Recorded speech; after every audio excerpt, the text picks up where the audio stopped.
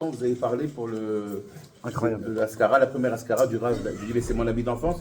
Et c'est bizarre ce que vous me dites parce que je sors du Beth Achaïm de mon père. J'ai fini le de nuit et j'ai pensé dans la route, je voudrais bien assister à l'Ascara du Rav Shmuel David Alav Shalom. Et il me dit, ben, c'est ce soir. Je dis, comment c'est ce soir? Et il m'envoie les témoins ici, il m'envoie l'adresse. Et Mina Shamaim, ce soir, j'avais 2 jours à donner à lui, un à 18h30. Et 3 fois le Balabaït, il m'a dit non, tu viens chez moi à la synagogue, tu viens chez moi. Après, il me dit ça se passera à la synagogue, après, non, tu viens chez moi. Je dis, moi, j'ai déjà fait Mincha déjà, je vais me garantir. Et là-bas, je dis, Bezrat Hashem, je donne un jour tout à l'heure à 9h. Bezrat Hashem, voilà, Tzadikim, Ikraim, Chaim, Benitata, les Tzadikim sont appelés vivants. Alors, à Botaï, puisqu'on sort de Baba Salé, et ce soir, on rentre dans une nouvelle Youla. Sur Baba Salé, Alav Shalom, il y a beaucoup de choses à dire. Mais Baba Salé, Shabbat dernier, j'en ai Israël. J'étais à un collège à Ashdod. On m'a dit de parler pour un Dvar Torah. Et comme c'est la semaine de Baba Salé, j'ai dit la chose suivante. Baba Salé, il a ramené l'alakha du Shulchan Aruch, qui est pshuta. Achoté Baim, Betzil Ma'on, Mevarer, Shakol Yudvaro. Quelqu'un qui a soif, il doit boire de l'eau. Il fait quel bracha il fait? Shakol. Mais c'est quoi le chidouch du Shulchan Aruch? Si je bois Blaves en Aspro, je prends de l'eau, je fais la parra, pas un médicament. Il faut que j'ai soif, je sois assoiffé pour pouvoir le vachar de la robe. Baba Sal, il a donné le sod de ça. Ça, c'est une halakha. Baba Sal, il a donné le sod. Il a dit, c'est quoi? Enamaï et la Torah. On sait très bien que l'eau est comparée à la Torah. Il a dit, celui qui écoute, écoutez bien, les paroles de la Torah avec soif, avec amour, mais varer, lui, il peut faire la bracha. Ah ouais. Même un petit juif. Chez Akol Yabidvaro, quelqu'un qui aime la Torah, les tzadikim, qui veut écouter des tzadikim. Et la parole, il a soif de Torah. Pas, oh, j'ai déjà écouté, oh, mais qu'est-ce qu'il dit? Oh, mais on l'a dit, mon Rav, il a déjà dit. Ça, non. Celui qui écoute la Torah, qui a soif de chaque mot. Alors, Mevarer, il dit Baba Salé. Pourquoi?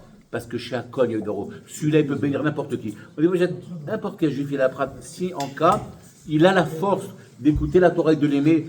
Il étudie la Torah avec soif, alors lui, il peut venir à la montagne. Il y a quelques années, Baba Salé, Alav Shalom, vous savez il avait un grand kavod de tzadikim qui avait quitté ce monde. Et il faisait des seudot mitzvah.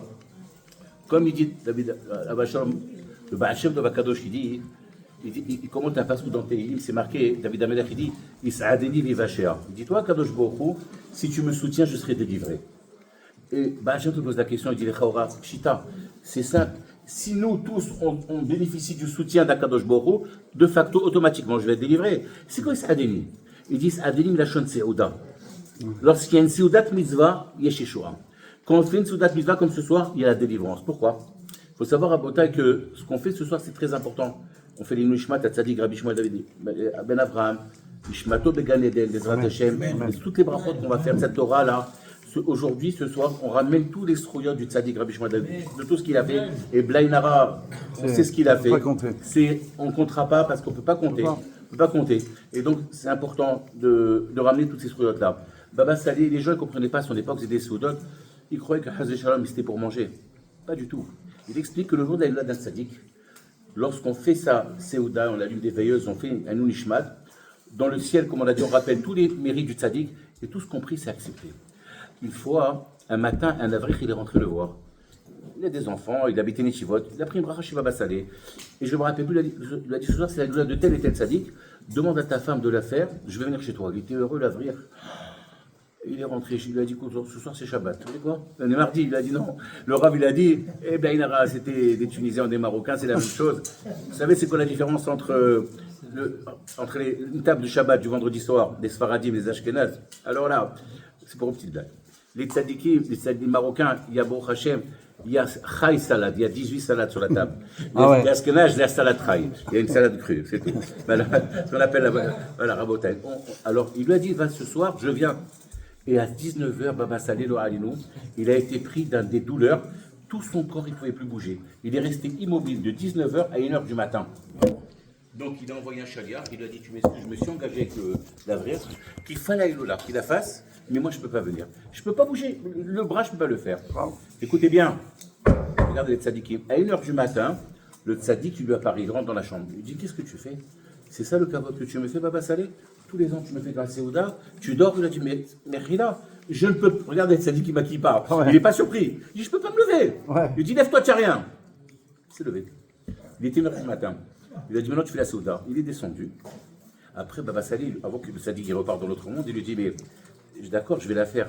Mais qui c'est qui va venir à 1h du matin? Il dit, t'inquiète pas. Dans une demi-heure, on va taper à ta porte, tu auras du monde. Et il est parti, il a disparu. Il est parti chez la rabbinite, il a dit, vite, prépare une Séouda. Il y a du monde qui arrive. Non, qui arrive. On fait la Iloula. Il a dit, mais, Sidi, mon maître, on est tous les deux. Il a dit, ne t'inquiète pas, fais comme si à 50. Et là, le Baba Salé, il a dit, 20 minutes après, on tape à la porte. Il ouvre la porte, Baba Salé, il n'ouvre pas la porte. Qui c'est qui vient? 10 Hasidim, avec des Streimel, des péoles. Ils ont dit, excusez-nous, Béchil Arabe, on est rentré. On a tapé à la porte, ils ont dit, rentrez. Il a dit, de toute façon, le Baba Salé, je vous attendais. Je dis, comment vous attendez? Il leur a raconté ce qui est passé. Ils l'ont dit, Baba Salé, je vais vous dire la vérité. Il était le chauffeur. Il sortait d'un mariage et il passait sur Netivot. Et le chauffeur, il leur a dit, mais je ne comprends pas. Vous passez devant le Tzadik Baba Salé et vous ne demandez pas une bracha. Ils l'ont dit, mais il est tard, il est 12h30. Il a dit, qu'est-ce qu'on perd? On tape. Il est là, il est là. Il n'est pas là, il n'est pas là. C'est pour ça qu'on a regardé. On taper à la porte, il est là, avec nous. Là. Il t'a allé chez moi, la haute Baba Salé. Et ce soir, c'est la journée du Sfatemet à la Vachalor avec la permission du. Bien sûr. En plus, Baba Salé jeûnait de Shabbat à un. Bravo. Mais une fois, il a reçu des invités, il a mangé. Parce qu'il n'a pas voulu dire qu'il jeûne. Parce qu'il a dit, si je dis que je jeûne, je perds tout le bénéfice. Mais quand il mangeait, il mangeait à peine comme ça. Tout de suite. Faire la... Exactement. Il se nourrissait de peu. Voilà. Mais pour les tzadikim, il faisait la table pleine, mais il ne mangeait pas. Mais il faisait la table pleine. Ce soir, c'est Sfatemet à la Vachalor, Madou Migour. C'est le petit-fils de Rabbi Simcha Parchitza à la Vachalom. Son grand-père, il a nommé Rébé, à l'âge de 18 ans. Et à l'âge de 7 ans, écoutez bien, il était très aiguisé. Et un riche, il est sorti du Beth Midrash de Sfatemet avant qu'il devienne à Bourg, il avait 7 ans, mais il était chacham, il était chad. Un riche bourgeois, il lui a donné une pièce d'or, il lui a dit, viens mon petit chéri, tu vois cette pièce d'or, elle est pour toi, à condition que tu me dis où il est Dieu. Vous savez ce qu'il a répondu? Je vous donne 7 pièces d'or pour me dire où Dieu n'est pas. Il avait 7 ans. Et son grand-père, à l'âge de 18 ans, il lui a fait un achat parce qu'il n'avait pas d'enfant, il a dit, tu dois prendre l'intronisation. C'est toi qui dois... Il a forcé, il a accepté, c'était le jour de Shavuot. Et les rébés, on sait très bien, David, il connaît, il a été proche du rabbi. Quand les rébés prennent le nouveau rôle, ils rentrent ça devient ceux qui prennent la relève, il doit faire un Dvar Torah. Il leur a dit ce soir, c'était à Shavuot, je vais faire un Dvar Torah, mais lorsqu'il est arrivé, il a vu le visage des gens très étonnés. Il y a des gens qui ont connu leur grand-père, son grand-père, ils ont vu, ils ont dit quoi, c'est quoi ce petit bébé-là? Lui, il va nous apprendre, il a 18 ans. Lui, il va nous enseigner. Il a vu le visage des gens très étonnés qu'un petit jeune de 18 ans, subitement, il prend la direction du rabbi, qu'ils ont connu le père, leur grand-père, l'arrière-grand-père. Ils avaient des barbes blanches, les chassidim. Ils avaient 80 ans. Il a dit, il a 18 ans. Il a senti le rave. Il a dit, je vais vous faire un Dvar Torah, mais avant ça, je vais vous donner une parabole. Il y avait des gens qui ont pris sur eux de monter la montagne, d'arriver au sommet. Mais ça prend 70 ans. Ils sont arrivés au bout de 70 ans avec des barbes blanches, fatigués, épuisés. Et ils ont vu dans le sommet de la montagne un petit enfant de 5 ans. Il faisait des petits pâtés de sable. Ils ont dit, mon chéri, qu'est-ce que tu fais là? On a mis 70 ans pour arriver. Il a dit, moi je suis né sur la montagne. C'est pas l'âge, c'est la chokhma. C'est la chokhma. D'ailleurs, quand Yosef Hatzadik, il a décrypté les rêves de Paro, qu'est-ce qu'il a dit Paro? Avrer. C'est quoi Rachid? Il dit, tu es un sage. Un père dans la sagesse et jeune, 30 dans les années. Ça veut rien dire la jeunesse, c'est la chokhma Rabotai. Et le Sfatémé, je vais finir avec ça, Rabotai. Adam Shalom, il dit comme ça, lorsqu'il travaillait, il avait un commerce, il vendait du tabac. Et une fois, un Hassid, il est parti le voir et il lui a dit, comment ça va le business, ton commerce? Il lui a dit, pas trop, mais ça va, Baruch Hashem. Il a sorti $1000. Le Hassid, à l'époque, $1000, c'est $1000 pas maintenant. Hein. Bien sûr. Le rabbi lui a dit, mais je veux pas. Il a dit, tu crois que je t'ai dit que c'est calme pour que tu me donnes? Mais pas nous, des fois, on fait des rémazim. Oh, tu sais, c'est un peu dur parce qu'on attend quelque chose. On est tous un peu comme ça, malheureusement. Il a dit non. Il a dit, moi, je te dis franchement. Il lui a dit, qu'est-ce que c'est marqué dans la Gemara Makot? Quelqu'un qui était Metzora, Motsira, qui faisait du Lachonara. Pendant Shiva Yamim, il a dit, chef Roussamachali. Il doit rester 7 jours en dehors du camp. Et il devait dire, Tamé Tamé Ikra. Je suis Tamé Tamé. Je suis impur. Mais la Gemara pose la question, pourquoi il doit créer chez impur? Ça se voit, il avait une coiffe spéciale. Il avait l'habit du Metzora. On le voit, il a l'habit du Metzora. La brio, Tamé Tamé Ikra. Amen. Pourquoi il dit Tamé Tamé Ikra? Pour que le Tzibour ait pris pour lui Rachamim. Il a dit, moi je t'ai dit que c'est difficile pour que tu pries pour moi. Et je vais dire avec ça, Rabotai. Pourquoi c'est important? Ça, j'ai lu dans l'écouté Moran, Rabbi Nachman de Bressav, qui était l'arrière-petit du Baal Shem Tov à Kadosh. Il dit que des fois, Baal Shem Tov, on peut prier, et ça passe pas. Vous savez qu'il donne la recette pour que notre prière elle passe. S'il faut raconter les miracles des tzadikim. C'est ça. Et là, la preuve, on dit, moi je lis petit comme moi, vraiment petit. Je lis dans le Birkat Hamazon, je disais Magdi, Yeshuot, Malko, c'est sympathique, c'est mignon. Bah, Cher vous dit, attendez, hein. Il y a un grand saut dans ça. Il dit que lorsque la tfila elle passe pas, alors il faut raconter les Hassim à Tzadikim, et là ça va passer. Et il dit que c'est Beremes, c'est dans le Magdi Lishot Malko, le Seredem Shiro. Littéralement, ça veut dire Magdi Lishot Malko, Hachem va faire des grandes délivrances pour le Mashiach, Bezrat Hashem, ou Chesed Emshicho, Bezrat Hashem, Shamashich Yitgal Arshar. Amen. Amen. Mais il a dit autre chose. La Gemara pose une question qui est d'abord, on est surpris de la question. La Gemara dit Man Malché, qu'appelle-t-on un roi? Un roi, c'est un roi, on dit Rabbanan. Un Tamit Racham, il s'appelle un roi. Parce que les autres rois, c'est dans le désarroi, c'est Versailles, c'est versatile tout ça. Et pourquoi un Tamit Racham, il s'appelle un roi? Il s'appelle Meler parce que le mot Meler, il est composé de 3 lettres. Même la Med et Raf Moach, lève et Kaved. Un vrai Tamit Racham, un tzaddik, il maîtrise Marshava, sa pulsion, et c'est toutes ces pulsions et toutes ces émotions. C'est ça, Meler. Alors il dit voilà. Il dit Magdi Lishot Malko, lorsqu'on va grandir, on va raconter les actes, les bienfaits des tzadikim, du rabbi, de tous les tzadikim, des akdoshim qui sont avec nous. C'est marqué lorsqu'on fait Tikkun Chatzot. Chaviri makshivim lekolech hashmieni. Hashem il tzadikim achatzot. Et tout ce qu'on demande, c'est là. Alors il dit Magdi Lishot Malko. Ça veut dire quoi? Lorsque tu sens que ta fille ne passe pas, raconte un miracle d'un tzadik. Magdi, raconte, fais agrandir Yeshua, des délivrances, les tzadikim ils ont fait. Tu peux lire Meshiro Machar, ou les Messiro, celui qui parle, Mishon Siyah, il va faire du Chesed Hashem à celui qui parle. Meprinat va être Yitzhak la Souah Basadeh. C'est marqué que Yitzhak, c'est lui qui a été à Betaken Minra, va être la Souah. Souah c'est Sira, c'est la prière. Les Meshiro, tu peux dire les Messiro. Hashem, il va faire du Chesed à celui qu'on parle. Donc ce soir, à Botaï, grâce au Rav David Sherier qu'on connaît depuis 35 ans, je crois, c'est ça, David 40 ans, je pense. On est de la génération de Rav David Amram Selem. Vous savez, Rabotaï, j'ai peut-être le look BCBG, mais je suis très rabat à l'intérieur de moi, sachez-le. Je ne montre pas, mais Rabotaï, moi j'aime tous les tzadikim. Et d'ailleurs, pour ne pas vous cacher, dans quelques jours, je vais chez le Rabbi. Alors, je veux finir avec une histoire, avec ta permission, chez le Rabbi. Allez. Qu'est-ce qui s'est passé le Gimel Tammuz? Il faut faire les Chaim d'abord. Les Chaim et l'Ibracha. Les Chaim Ibracha, Chaim Ibracha. Alors, les Chaim et l'Ibracha. Alors, une vraie histoire qui m'est arrivée. Moi, il y a quelques années, il y a quelqu'un, un docteur, il m'invitait à Levallois, il baisse, pour faire un cours. Et il y avait là-bas un Chabad. Il me dit, excusez-moi, Rav, mais je vais trahir qu'est-ce qu'il me dit, à mon obédience. Je lui dis, qu'est-ce qui se passe? Il me dit, moi, je suis Chabad. Je fais que la kavod. Il me dit, mais non, mais je vais être obligé de vous prendre une fois par mois à mon shiur, chez moi. Je lui dis, mais moi, je suis Rav Kat, je suis tout terrain, moi. Je suis tout terrain, la Torah est une, je suis avec tout le monde. Moi, je suis Am Israël. Et d'ailleurs, Hachem, pour le Mishkan, il a donné un animal qui s'appelait, c'était une licorne d'ailleurs, le Tachash. Il avait la peau de toutes les couleurs. Akadosh Baruch Hu, il aime tous les juifs. Il faut que chacun ait sa propre particularité. C'est marqué dans Shira Shirim, Vetocho Chatzuf Ahava. Hachem, il veut que chaque juif, chacun de sa particularité, ça dévoile. Vetel Chelkel ou Vetoratecha. La Torah qu'il a David, je ne l'ai pas. La Torah que j'ai, il ne l'a pas. Chacun, il est là pour dévoiler. C'est ça le Tachash. Tocho Chatzuf Ahava. C'est ça qui est important. Bon, et il m'appelle en 2023, il y a 3 ans. Il m'appelle avant Pessah. Il me dit, Rabbi Shlomo, tu sais quoi, on a décidé de le shiur. On va à Gimel Tammuz, on te paye le billet. Je ne fais pas du tout, je le paye à crédit. Tu viens? Il a dit, ok, j'assiste pas, Rabotaï. Merci, patron. Il m'appelle 2 semaines avant le Gimel Tammuz. Mais dans un état.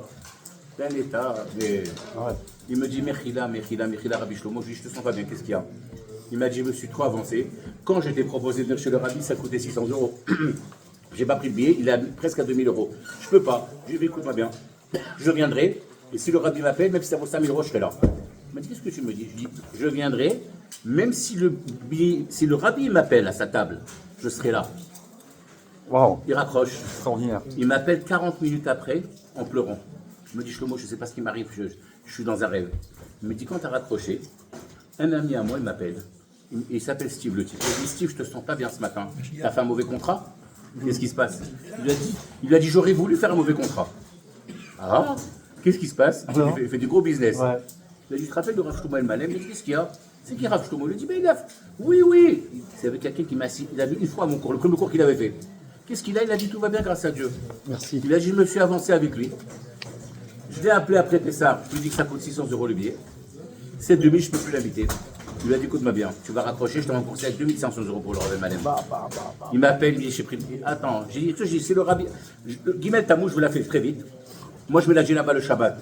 Djellaba blanche, plus marocain. Je suis à l'aise dans les pompes. D'accord? Et il y avait le Blainara, il y avait le Ohel, on était 500 personnes et tout ça. Et le matin, je me lève Shabbat matin pour aller là-bas faire ma toilette et tout ça. Il y a un chassid qui vient. Il me dit, oh Baba Salé. Je fais non, j'ai dit la vérité, j'aurais voulu, mais non les Marocains, on met la djellaba. Et je lui ai dit, toi, je lui ai dit d'où tu viens toi? Il me dit d'Anterpen en Verge. Je fais donc tu connais tel et tel Rébi? Il me dit oui, je suis son élève. Il me dit tu le connais bien? Je lui ai dit j'ai son portable, mais c'est la vérité, je le connais bien. Il m'a dit donc t'es riche? Je lui ai dit je suis milliardaire. Il commence à me regarder, tu te fous de moi? Je lui ai dit tu vas à New York, je peux acheter trois fois cette ville. Il m'a dit attends, il commence à faire ça, il me dit Mata aussi, commence à faire comme ça. Je suis riche, je peux pas te dire maintenant. Il me dit dis-moi. Je fais pense le mot Achir, comment t'écris Achir? Il me dit Aïn, Shi, Yudresh. J'ai des yeux, Aïnaïm, Aïn. Shenaïm, j'ai des dents, je peux parler. Yadaïm, j'ai des mains, Resh, Radem, j'ai des pieds. Toute la journée, il chantait Aïn Achir, Aïn Achir. Il a dit ça vaut le coup que je viens pour apprendre ça. La richesse, elle est dans la rabotaille. Et que Kakadosh Baruch Hu donne tous les cochotes à David. Parce que la Messirut Nefesh, le mot il est faible. David travaille dans l'ombre. Et il ne cherche pas le kavod, et il ne cherche pas l'argent, et qu'Akadosh Baruch Hu donne toutes les forces nécessaires, et que tout ce qu'il fait, ça rapproche la Gola Bel Racham. Amen. Amen aussi. Oh là là. Là, on a eu un vrai cadeau, vraiment. Baruch C'est Hashem. quelqu'un qui descend de Bereshit là-bas. Pardon. Lève.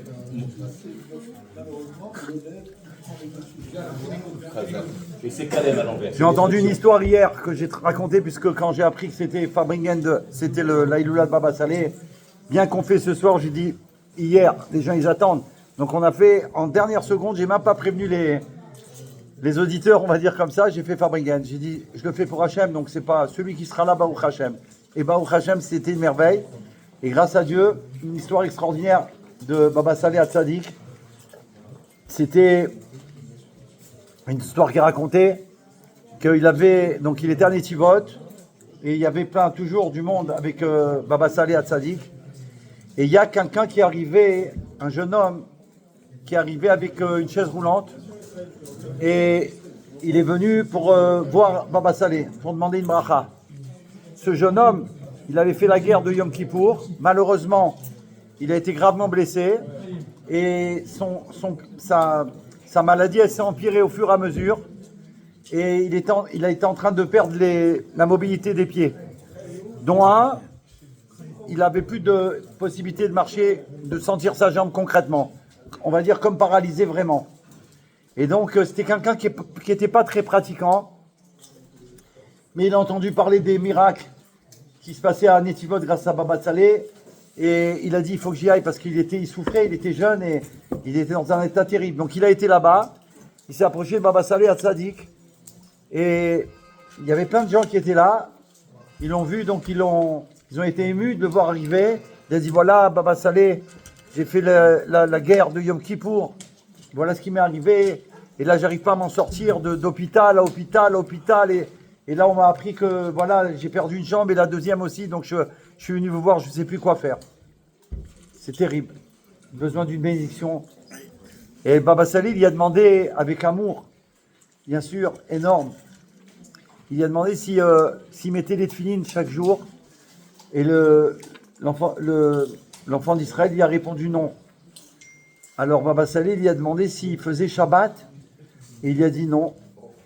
Il a dit en fait, d'après ce que tu viens de me dire, alors c'est un vrai miracle que tu es là et que tu es vivant et qu'il te reste encore une jambe qui est plus ou moins qui marche, qui fonctionne et que tu es là. Il a voulu dire, il a dit carrément, tu vis sur des miracles. Tu vis que sur des miracles. Il a dit parce qu'en vérité, nous on doit essayer de faire plaisir à Hachem et plaisir à Hachem c'est de faire sa volonté. Alors le petit l'a explosé en pleurs parce que c'était avec de l'amour. Jamais il l'a blessé. Au contraire, il a demandé pour savoir comment que ça se fait, qu'est-ce qui se passe. il a explosé en pleurs devant Baba Salé et tous les gens. Et Baba Salé lui a dit, est-ce que tu es prêt à faire plaisir à Hachem et à mettre les tefilines et à avancer dans le chemin de Torah Mitzvot? Et en pleurs, il a dit, oui, oui, bien sûr, j'accepte. Alors Baba Salé lui a dit, quand c'était tellement sincère, parce qu'en un instant, il a fait tchouva en vérité.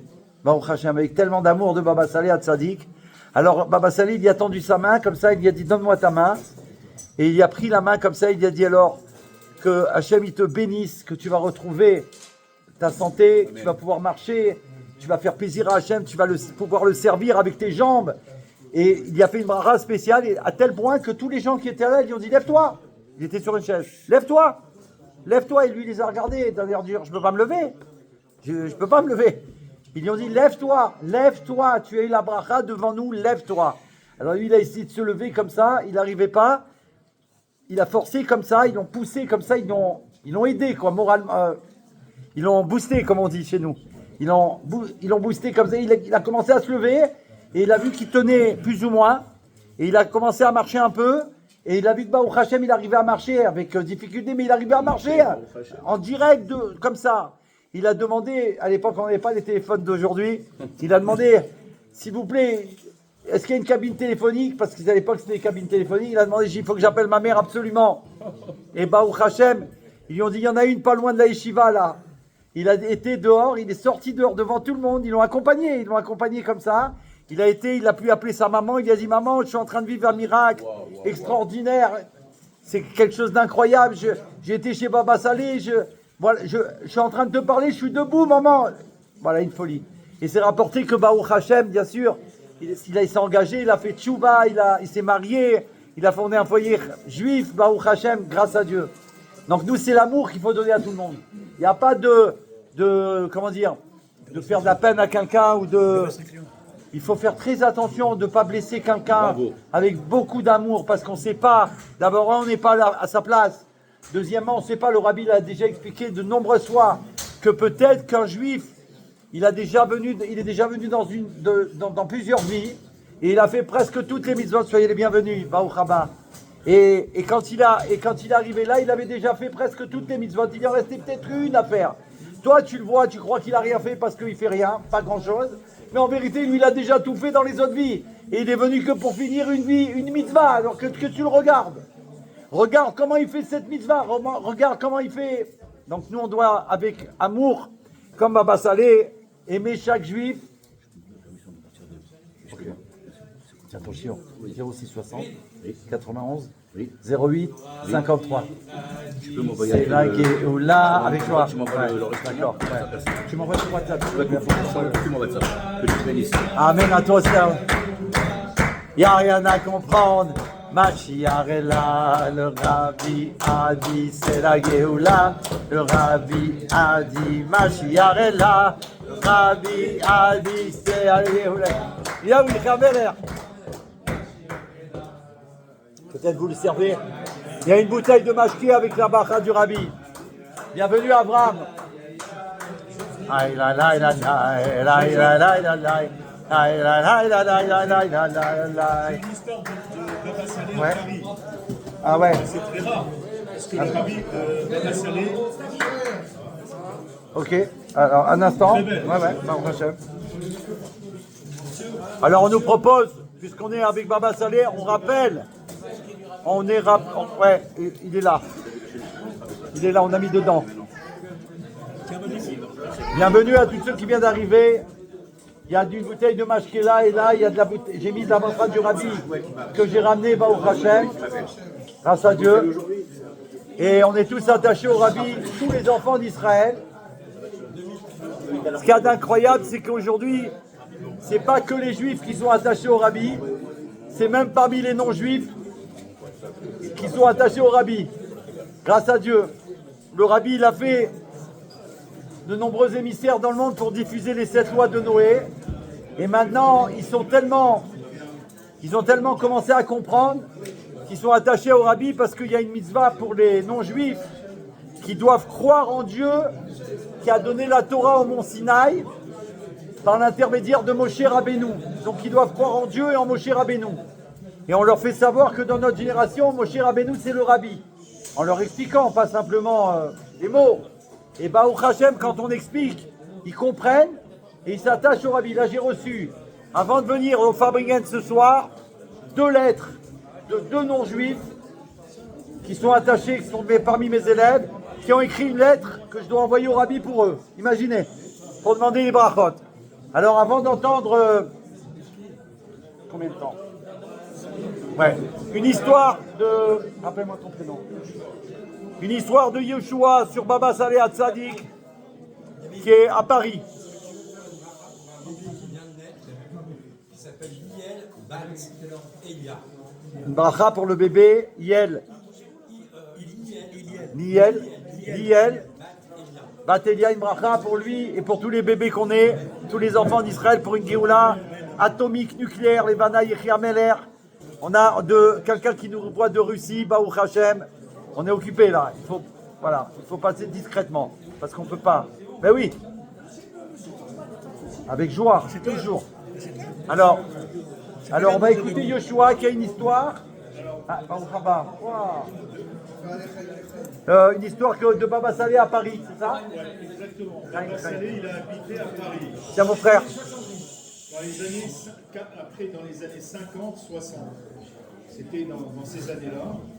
Et Attends. il faut savoir, par exemple, que Baba Saleh, il a prié, il y a une synagogue à Paris, il y a eu des gens illustres qui ont prié, c'est le 17 rue des Rosiers. Ou le rabbi à lui. Le rabbi actuel, le rabbi précédent, le rabbi Racha, et même Baba Saleh. Et ceux qui connaissent, ceux qui ont l'habitude d'aller Dieu vous là-bas, bénisse. Amen. je vous invite à aller au 17. Amen. Souvent dans la joie et en bonne santé. Que Dieu vous bénisse. Alors essayez de monter au premier étage du 17 rue des Rosiers, Il a même été ou du 25, et la du 25. synagogue Fleischmann. Alors, oui, probablement. Alors, quand il était à Paris parce qu'il étudiait à Brunois, et la synagogue de Brunois, Il venait au mois d'Elul en général pour être à Brunois. la yeshiva de Brunois, bon, à l'époque, c'était pas comme maintenant avec des centaines d'étudiants, c'était des vrais, quoi. Ça tenait sur peu de monde, mais des chashuvim qui étudiaient là-bas. Je tiens cette histoire, je précise, de Rav Yaakov Bitton, le chaliard de Sarcelles. Waouh. Il l'a répété, c'est pour ça qu'elle m'a frappé. Je peux dire. Alors donc, quand il était là-bas, le minyan, Avec dans le le rabbi. salle, il reposait sur 10 personnes. Il ne reposait pas sur 30 ou 40 personnes. Un matin, il y a Baba Saleh donc, se met dans le zal, il met le talit, etc. Et puis après, on attend que les 10 arrivent dans le minyan. Et lui, il sort. Il sort, donc les gens, ils pensent qu'il va revenir dans 5 minutes. Peut-être qu'il a peut-être une prière à faire. Si possible, un peu de... qu'on puisse bien entendre l'histoire. Et donc, il sort, et les gens, ils attendent. Abraham. Mashpia, il attend, il regarde la montre qui tourne, la montre qui tourne, la montre qui tourne. Une demi-heure se passe et Baba Saleh n'est toujours pas là. Alors à la fin, il sort même de la yeshiva, il regarde à droite à gauche sur le trottoir, et il voit de loin Baba Saleh avec son talit, on dirait un peu essoufflé. Bon, il n'ose pas, bien sûr, lui parler de manière indélicate. Il dit, vous attendez. Alors, qu'est-ce qui s'est passé? C'est qui? Écoutez bien, Baba Saleh a dit, écoutez, j'ai été au mikvé du Harizal, et il était mouillé. Il était mouillé.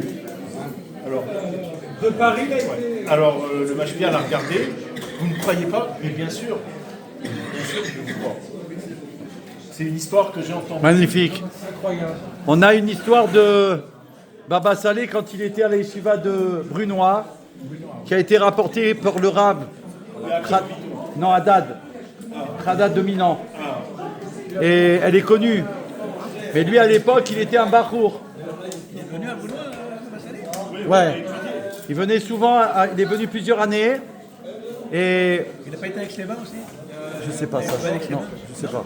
Non, il venait là parce que la yeshiva du Rabbi, très spécial. Un instant, le temps de remettre en... Voilà. Et donc le Bachour, qui est devenu un chaliard qui est connu dans le monde, le Rav Haddad de Milan. Quand il était barour, c'est lui qui a été choisi à la yeshiva pour être l'aide de Baba Saleh, à Tzadik. Et il s'occupait de lui, hein, son secrétaire, quoi. Il étudiait là-bas, et Baba Saleh à Tzadik, c'est rapporté par lui, hein, c'est-à-dire qu'il a entendu. Il a dit qu'il étudiait le Tanya Kadisha. Avec Baba Saleh, il étudiait le Tanya Kadisha.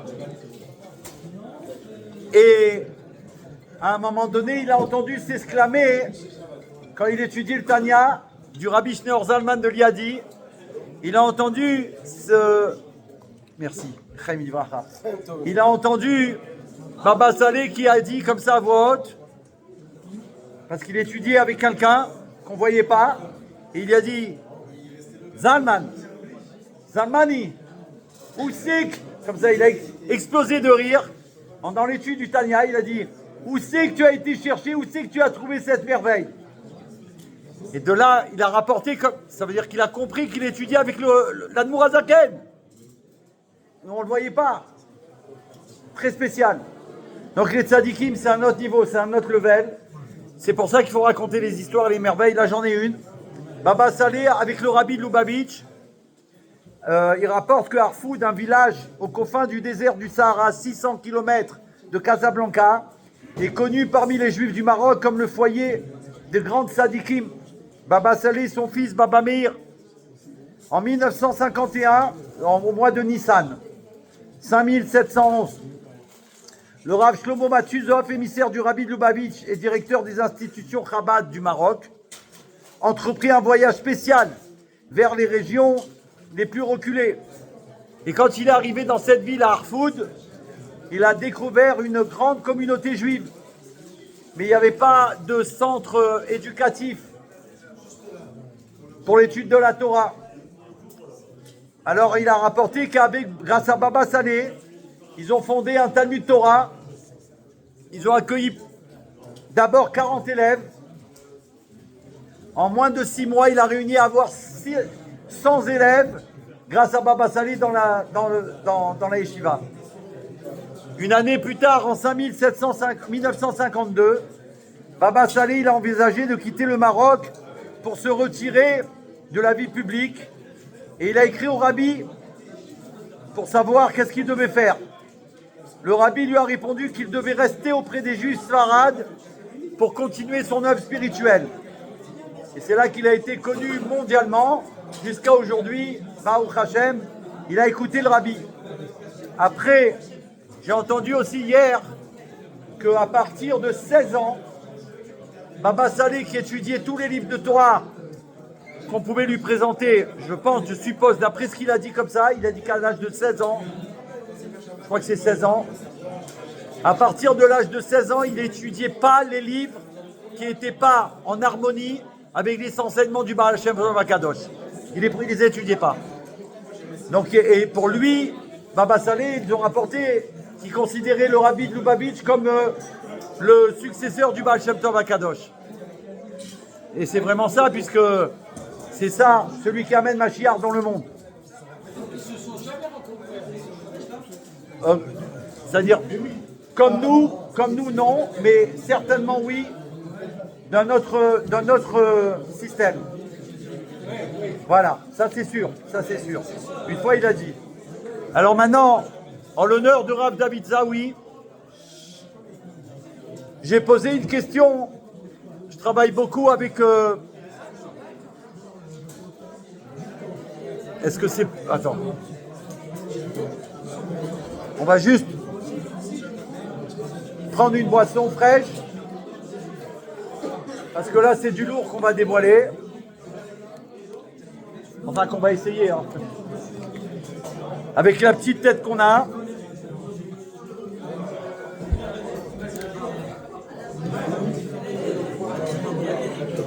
Chaim et Chaim.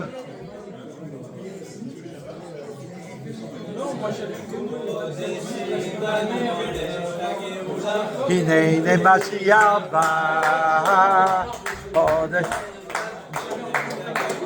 הנה הנה משיח בא, יא יא יא יא יא יא יא יא יא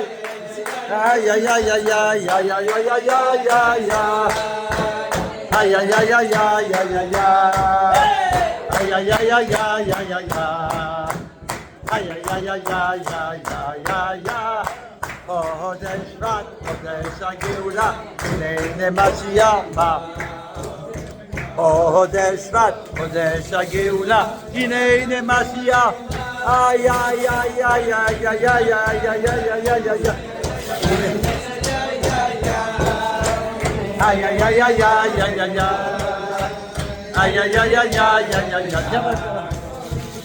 איי איי איי חודש שבט, חודש הנה הנה משיח בא.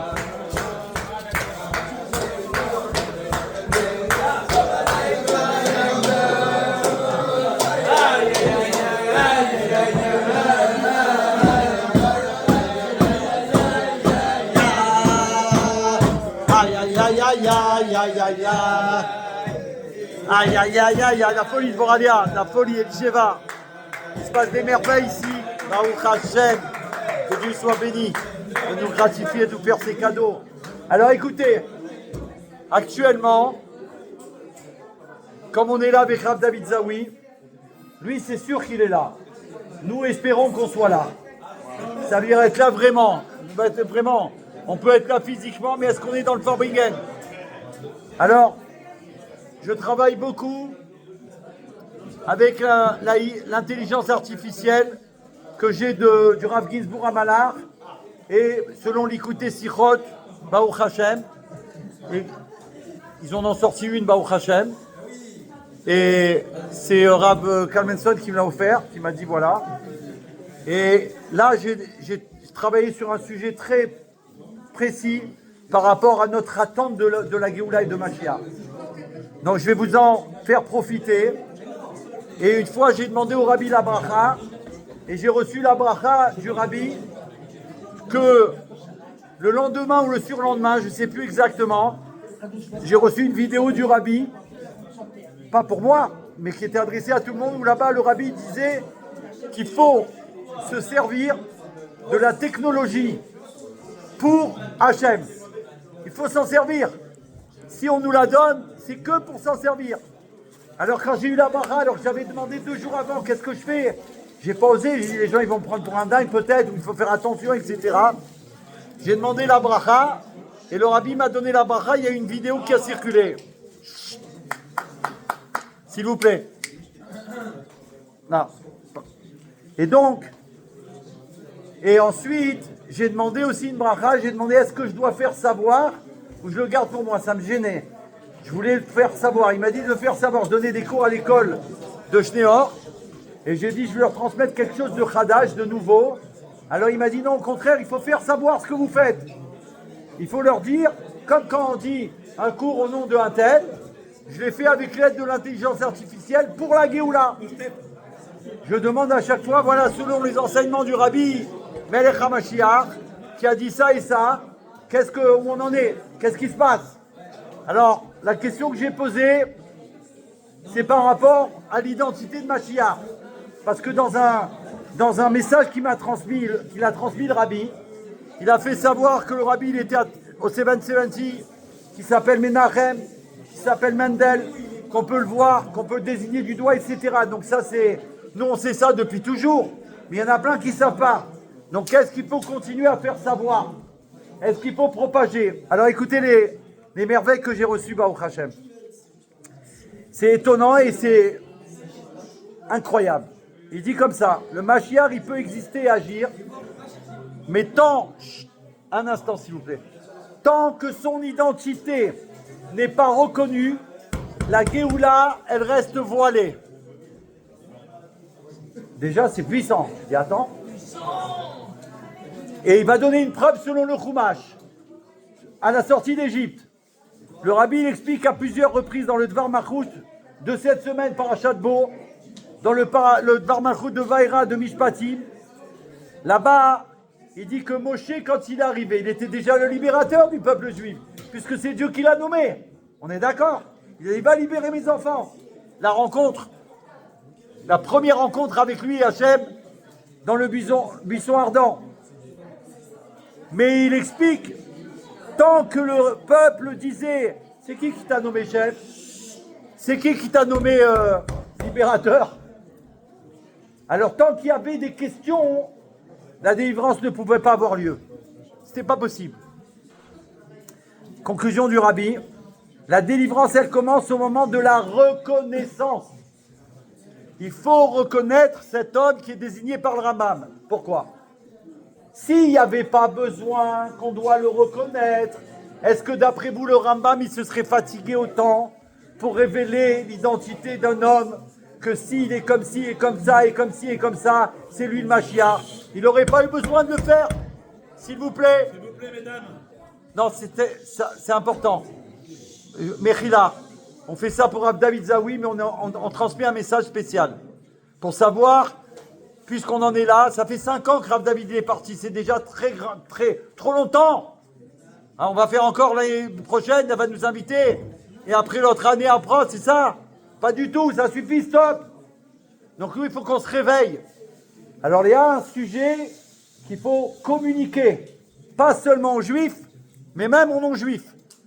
Et c'est intéressant parce qu'on va voir que même les non-juifs, le Rav Ginsburg Amalar, il a fait savoir, le plus grand élève du rabbi dans le monde, il a fait savoir que les non-juifs, du fait qu'ils vont respecter, enfin, de respecter et de faire la volonté de Dieu à travers les 7 lois de Noé, grâce à la Torah bien sûr, grâce au rabbi qui a lancé ça en 1983, le premier... Il était très attaché à cette... Bien sûr, j'ai dit tout à l'heure, il a fait les 7 lois de Noé.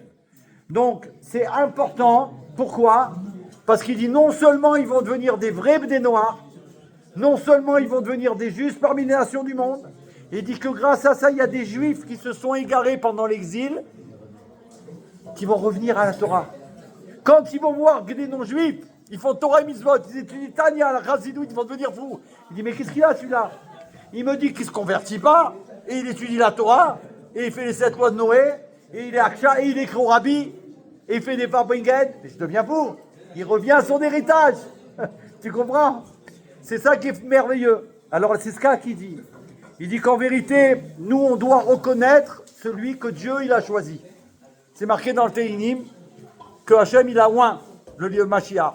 S'il a oint, nous le peuple juif aujourd'hui, on ne peut pas sans arrêt demander des miracles à quelqu'un. Surtout que le Mashiach, c'est rapporté qu'il n'est pas obligé de faire des miracles pour venir nous délivrer. Il n'est pas obligé. Il va faire des miracles. Mais il n'est pas obligé. Non, mais il va en faire, il en fait. Mais il n'est pas obligé. C'est pas une preuve. Il n'y a pas marqué il faut qu'il fasse des miracles pour que tu reconnaisses ses Mashiach. D'accord? Alors, la Géoula finale, elle suit le même principe. Tout est prêt. Tous les travaux, ils ont été faits par le peuple juif.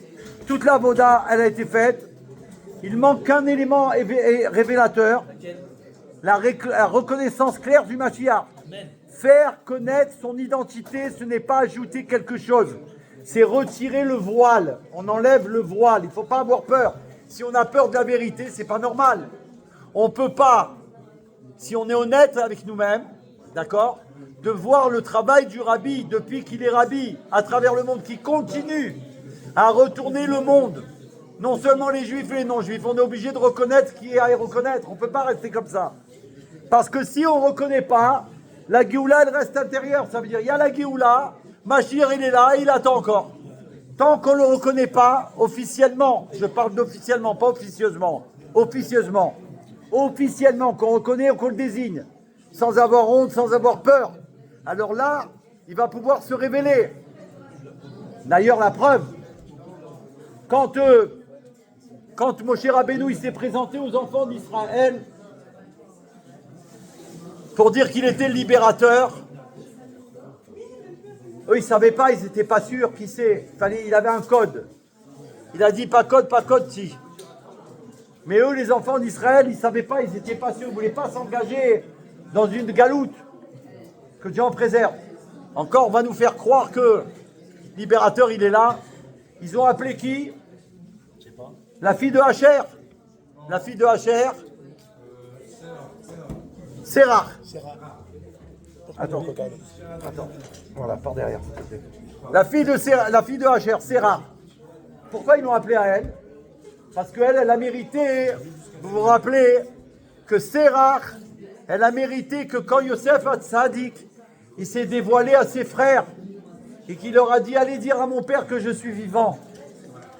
Allez lui dire que je continue à étudier ce qu'il m'a enseigné jusqu'à aujourd'hui par rapport à Eglah Khalifa. Il a donné un secret. Moi, j'ai étudié ces derniers renseignements que j'ai attribués avec lui. Alors, ils sont partis se retourner en Égypte pour rester chercher toute la famille, pour qu'ils viennent en Égypte.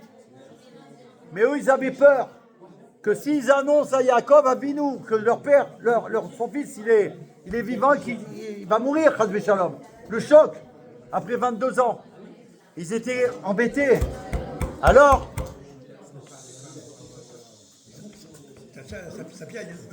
qu'est-ce qu'il a fait? Ils ont fait les frères de Yosef Hatzadik. Ils ont vu passer Sarah, la fille de Hacher, qui était une petite fille à cette époque-là. Et elle était musicienne et chanteuse. Elle avait un talent artistique extraordinaire. Et elle était très appréciée par Yaakov Avinu. Quand ils l'ont vu passer, ils lui ont dit, regarde, va à côté de notre père, ton grand-père, et annonce en chanson que son fils, Yosef, il est vivant. Chai. Yosef Chai. Et c'est ce qu'elle a fait, elle s'est exécutée. Et quand elle est venue et qu'elle a chanté, c'est venu dans des oreilles de Yaakov Avinu. Et il a entendu comme ça un chant. Ça me fait penser, vous savez que il y a deux personnages extraordinaires, deux femmes, des princesses d'Agéoula. C'est Yocheved et Myriam, qui ont eu le mérite extraordinaire de tenir tête à Pharaon, de ne pas lui obéir, malgré qu'ils auraient pu mourir. Mais vous savez ce qui est rapporté? J'ai appris ça par un enseignement du Rabbi Melech HaMashiach, merci. Et que Yocheved, elle lavait les bébés, elle les faisait propres. Et Myriam, elle leur chantait une chanson. Parce qu'ils venaient de naître.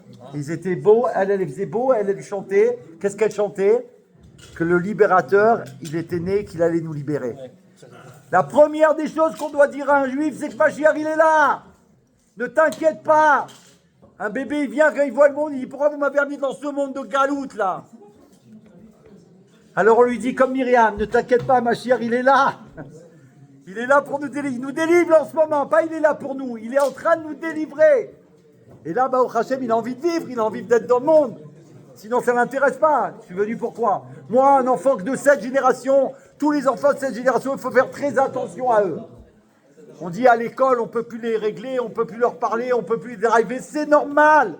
C'est la génération Mashiach. Ils sont les premiers de la Géoula. Ils viennent dans ce monde, ils voient que nous, on est complètement à l'ouest, à côté de nos pompes. On est avec le plus grand de toute l'histoire du monde, et au lieu de danser, de chanter chaque jour, on est là, oui, ma parnassa, mon truc, j'ai le truc, mon local, est-ce que je vais le garder, ma truc, ma bicyclette, et oh. Il dit, si c'est ça, ça ne m'intéresse pas de venir. Quand on le dit, Mashiach, il est là, alors là, il dit, ah d'accord, j'arrive, je suis là. Donc c'est ça qu'on doit annoncer aux enfants. Aux enfants, c'est nous, les enfants d'Israël. Donc là, quand ils sont venus trouver Sarah, elle a chanté, Yaakov, il a retrouvé la vie, la prophétie, elle y est revenue. Il a su que c'était vrai ce qu'elle y a dit. Et il est retourné en Égypte. Alors là, c'est pareil. Cette femme, c'était une jeune fille, c'était une jeune enfant. Qu'est-ce qui s'est passé? Vous devez le savoir, on l'a étudié. Au Chabar. Qu'est-ce qui s'est passé? Yaakov Avinu, il lui a dit, Sarah, tu m'as annoncé une bonne nouvelle, la bonne nouvelle. Je te bénis de vivre les Olam Vaed. Ok, on rentre pas dans les points et trucs. Les Olam Vaed, elle est là. Donc elle a été bénie d'avoir une longue vie, Baruch Hashem. Grâce à ça, comme elle a vécu plus longtemps que tout le monde, quand le libérateur, Moshe Rabbeinu, il est arrivé pour se présenter et dire « Je suis le libérateur », il a raconté, il y en a, ils ont dit, attends, peut-être qu'il nous raconte des blagues parce qu'on ne sait pas ce qui se passe. Stop! Appelez Sarah. Elle était vivante. C'était une vieille mamie, mais en bonne santé, Baruch Hashem. Quand je dis vieille, demande pardon Hashem. C'est une princesse de la Géoula, elle a mérité grâce à Dieu. De là, on apprend, mes amis, qu'on doit annoncer que des bonnes nouvelles. Le reste, la radio, elle parle de la galoute. Toi, tu n'as pas besoin de dire. Moi, quand on m'a dit pour David Zawi, je me suis tué, j'ai fermé ma bouche. Je ne suis pas là pour annoncer des choses comme ça. Ça va se savoir, mais pas par moi. Pas par nous. Nous, on annonce des bonnes nouvelles. C'est rare qu'ils l'ont appelé. C'est rare. Toi qui étais là à l'époque et qui est là aujourd'hui. Tu as appris par Yaakov Avinu. Et toi, tu dois savoir, est-ce que cet homme, c'est le libérateur, oui ou non? Alors, elle a été voir Moshe Rabbeinu. Ils l'ont amené devant Moshe Rabbeinu. C'est rare, elle a mérité voir le libérateur grâce à la bonne nouvelle qu'elle a apportée à Yaakov. Nous, qu'on annonce la bonne nouvelle au monde que Mashiach il est là, on va avoir la bonne nouvelle qu'on va vivre éternellement. Parce qu'on n'a pas peur et on annonce la vérité. Et elle a dit, c'est rare. Elle y a dit, qui tu es, qui t'envoie, Hachem. Tu es le libérateur. Alors, donne-moi ton message. Et il y a dit, pas code, pas cochi. Elle y a dit, elle s'est retournée devant tout le monde, elle a dit, c'est le libérateur. C'est le libérateur. Et là, on a cru. Et là, on l'a suivi. Nous, c'est pareil. Aujourd'hui, on a un code, c'est le Rambam. Le Rambam, c'est pas code, pas cochi. Regarde tous les signes. Il a été désigné Mashiach. Il a été reconnu. Il y a un psak din qui a été fait sur le Rabbi. Ça ne peut plus rien changer. Plus personne. J'ai entendu du Rav Volpo Tzadik qu'il a dit que maintenant que le psak din, il a été établi, plus personne au monde, il a dit ça dans son livre, Yechia Meller, il a dit même le Satan, il ne peut pas effacer le psak din, parce qu'il a été établi et reconnu. C'est un truc de fou. Je vous l'ai raconté une fois, je crois, que lorsqu'il a été établi le psak din au 770, ça je l'ai entendu de la bouche de celui qui a fait le psak din au Rabbi, Rav David Narshon. C'est pas quelqu'un qui me l'a raconté. Je l'ai entendu, on me l'a raconté. Je l'ai lu, ils ont programmé ils ont raconté toute l'histoire. Mais quand je l'ai entendu de sa bouche au Farbringen, de Yudjvat, on était tous les Français. Il a dit aux Français, pas aux autres, qu'à nous. On était à 3h30 du matin au 770 à faire Farbringen et le Rav David Narshon, il est arrivé. Imaginez, on était troublés. Et ils ne savaient pas où aller. Moi, j'y ai fait signe de venir à notre table. Mais en général, ils ont peur des Français. Ils ont peur des Français parce qu'on est fous de la Géoula. Donc, ils ne s'avancent pas. On est fous de la Géoula. Ils savent qu'avec nous, ils ne peuvent pas nous raconter des blagues. Alors, j'ai insisté de loin. J'ai dit, je faisais ça à Rav David Narshon. Viens. Il a tourné à droite, à tête. Il voulait des Israéliens. Il parle couramment israélien. Il ne parle pas français. Attends, je ne peux pas. Un instant. Non, on ne peut pas parce que là, c'est trop puissant. Bien sûr qu'on va faire. Qu'est-ce qui se passe? Rav David Narshon, il nous a raconté que quand ils ont établi le psak din, qu'ils ont montré au Rabbi, à la veille de Shabbat, qu'il est venu d'Israël, il a fait en Israël, avec le Rav Ashkenazi, le grand Rav de Kfar Chabad, mais c'est pas que de Kfar Chabad, c'est le gadol de tous les Chabad, les Chassidim Chabad d'Israël. C'est la tête. Lui, il a établi le psak din avec Rav David Narshon et un autre rabbanim, ils étaient trois, ils ont signé. Il s'est pas tenu comme Rav, il a dit qu'il était chassid. Qui? Dans les trois, Rav Narshon. Oui, il y avait trois rabbanim. Ouais, absolument. Khazag. Donc il est reparti tout de suite à New York le lendemain et il a été donné le psak din au Rabbi dans son bureau. Il a attendu 2 jours pour savoir s'il allait pouvoir, s'il avait l'acceptation du Rabbi pour pouvoir faire savoir au 770 ouvertement, là c'était un papier, c'était un document, est-ce que le Rabbi l'accepte, oui ou non? Donc c'était très puissant. Rav David Narshon, il nous a dit, pendant 2 jours, le Rav Kroner, il n'a pas répondu, il a dit le Rabbi, il n'a pas répondu. Donc il ne savait plus quoi faire. Il nous a dit qu'il tremblait. Il a dit, si le Rabbi l'accepte pas, c'est fini. Pour nous, quoi. Le Shabbat, il a raconté, le Shabbat midi, il a raconté qu'encore il n'avait pas eu l'autorisation du Rabbi. Il n'avait pas eu l'autorisation pour parler. Et Igal, il a attendu. Quand il nous a raconté ça, Rav David Narshon, j'ai raconté plusieurs fois, ça m'a ébloui de merveille. Il y avait le frère EHP, Ariel Zvi avec moi. On était quelques-uns, une trentaine. Et au fur et à mesure que les Français ils sont revenus au 770 dans la nuit, ils sont tous venus à côté de nous. On avait la table centrale du Rabbi. Et on s'est retrouvés à 100, 150. Tous les Français ils sont venus avec Rav David Nachshon. C'est comme que pour nous. On a eu un cadeau divin. Il y avait 2 personnes qui nous ont traduit le Farbringen. Jamais ça m'est arrivé de ma vie. J'avais peur de zapper un mot. Moi, j'arrive pas trop à comprendre. À part le français, le Rabbi a dit la France elle amène la Géoula. Je me suis attaché au français, tu vois. Donc les autres langues, j'arrive pas trop. Et bah, au Hachem, à droite et à gauche, il nous racontait.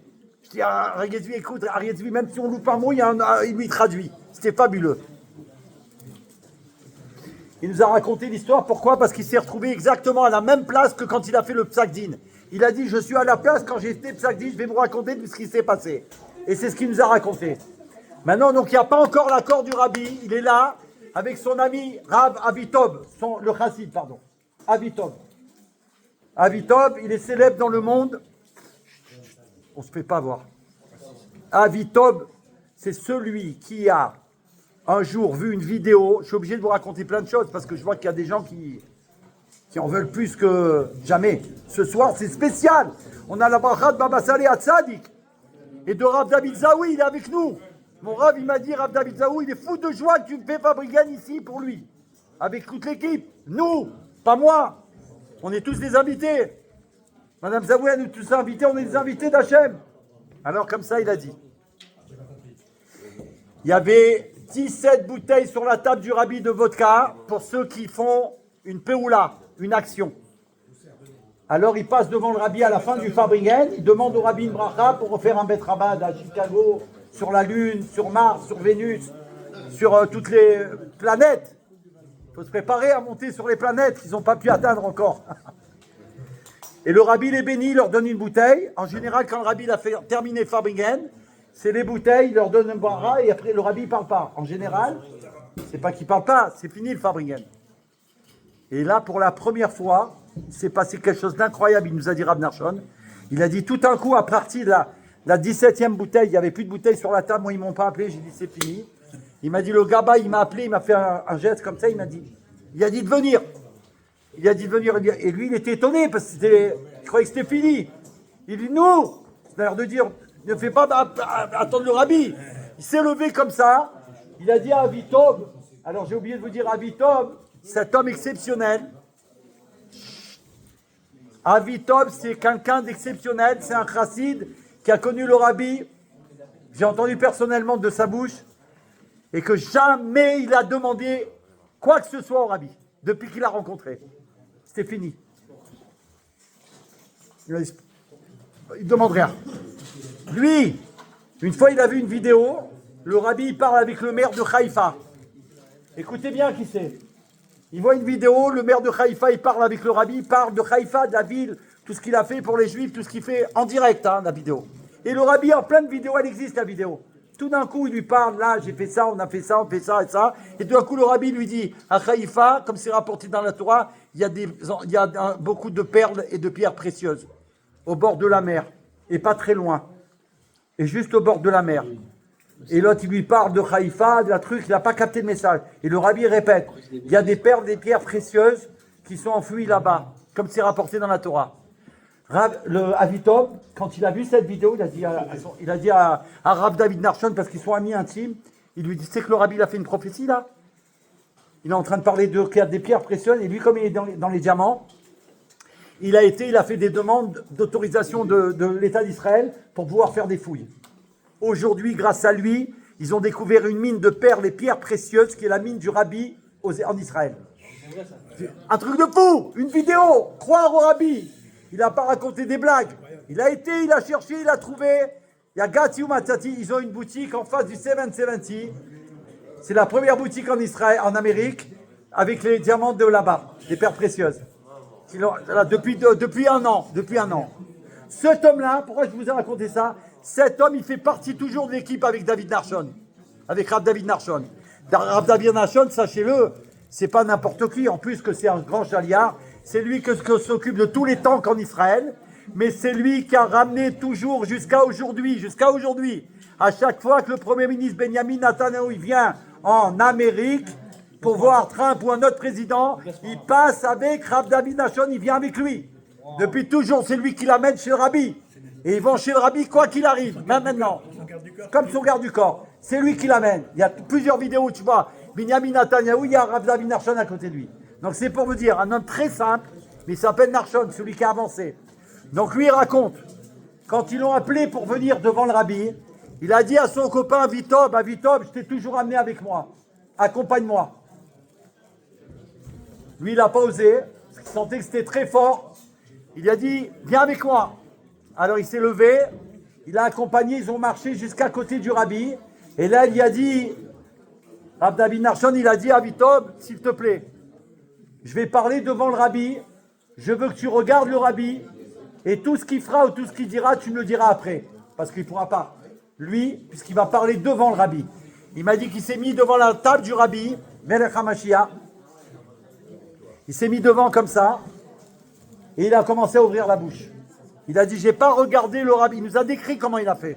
Le rabbi, il était à sa droite sur la table. Lui, il était debout. Il a dit, j'ai pas regardé le rabbi et j'ai annoncé. Il a été suite au discours du rabbi de Koach Nissan, du 28 Nissan 1991. Que le rabbi, il a dit que s'il y avait 10 juifs qui auraient demandé avec sincérité que Mashiach il soit là, qu'on le veut, il serait déjà révélé.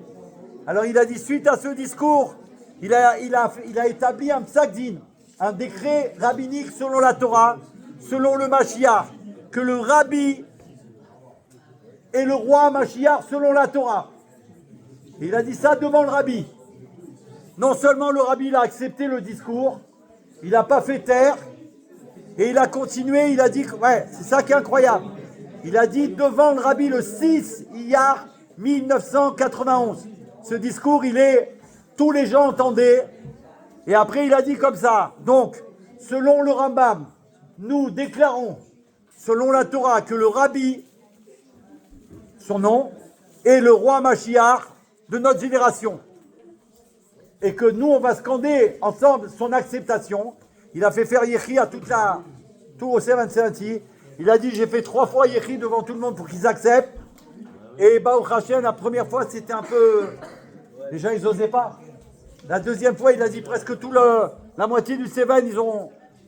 Et après, au 3e Yechi, tout le monde a accepté. Donc ça, une fois, le Rav Wolpo, c'est ça qu'il a dit. Une fois que le psak-din, il a été reconnu et établi, devant le rabbi en plus.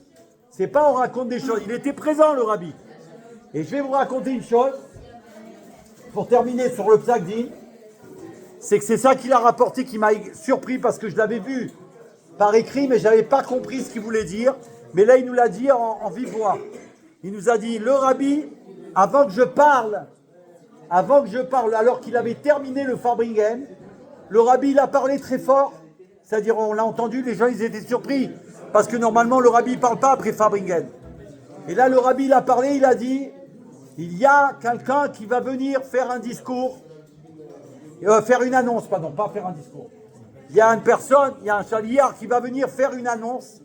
Cette annonce, elle va être entendue ici-bas, ici. Cette annonce, elle va monter là-haut, elle va être entendue. Et cette annonce, elle va revenir ici. Jamais on a entendu ça. Le rabbi qui présente, c'est-à-dire que, comme la Torah, elle a été donnée sur terre on accepte. Là-haut, sur le monde, si on peut dire au tribunal céleste, ils sont obligés d'accepter ce qui a été ordonné sur la terre. Et après, c'est validé au Hachem pour l'éternité. Donc nous, ce qu'il reste à faire, c'est une condition sine qua non de faire savoir l'identité du Mashiach, non seulement aux Juifs, mais aux nations du monde. Parce que la reconnaissance, en expliquant avec des mots simples, elle va amener comme en Égypte, quand ils ont accepté le libérateur, alors là, il est parti pour nous libérer. Et il a fait son travail. Et c'est ce qu'il attend, le rabbi. Il a dit plusieurs fois, Mashiach, son rôle, c'est pas juste d'arriver, ça y est, coucou. C'est qu'il a un travail à faire pour délivrer non seulement le juif, et le monde entier, Bezrat Hashem. Amen. Chaim, Chaim. Chaim, Chaim.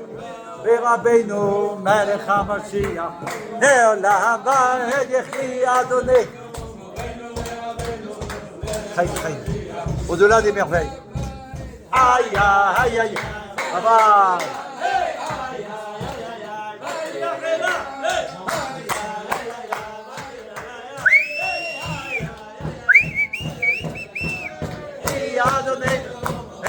ורבנו, מלך המשיח, והאדמה.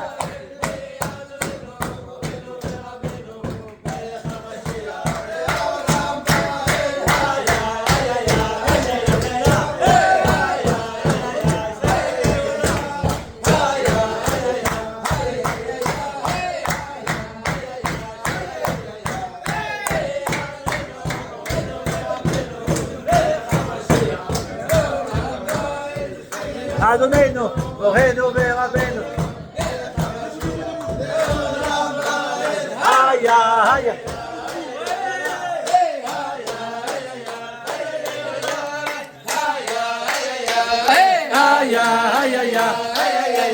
יחי אדוננו, מורנו ורבנו, מלך המשיח. יחי אדוננו, מורנו ורבנו, מלך המשיח. למה את היה, היה,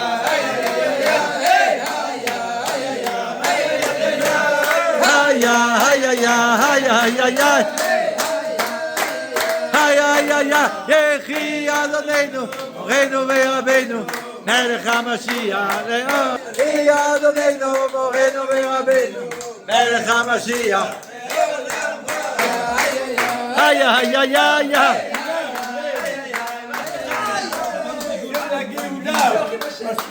חודש, סיכלמו déjà. חודש שבט, חודש הגאולה, הנה משיח בא.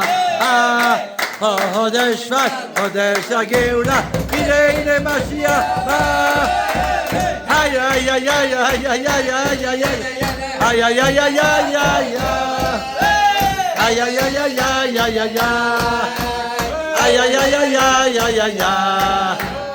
איי איי איי איי איי חודש שבט, חודש הגאולה, הנה משיח בא. חודש שבט, חודש הגאולה, הנה משיח בא. איי איי איי איי איי איי איי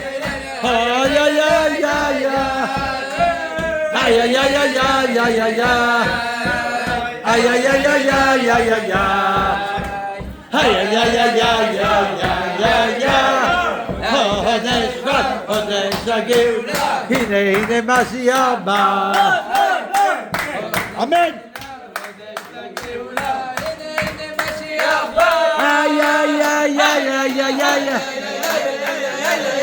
הנה משיח בא.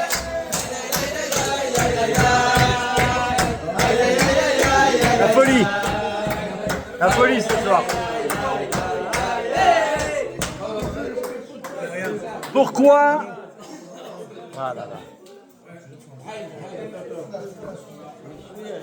Voilà, on est avec Rav David Zawi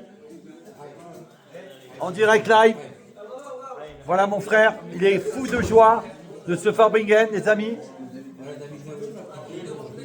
de voir tous ces invités, Baruch Hashem, grâce à Dieu. Incroyable, incroyable mais vrai ce qu'on vit. C'est extraordinaire. Il explique, on va aller plus en profondeur. Là j'ai raconté l'histoire par rapport à ça.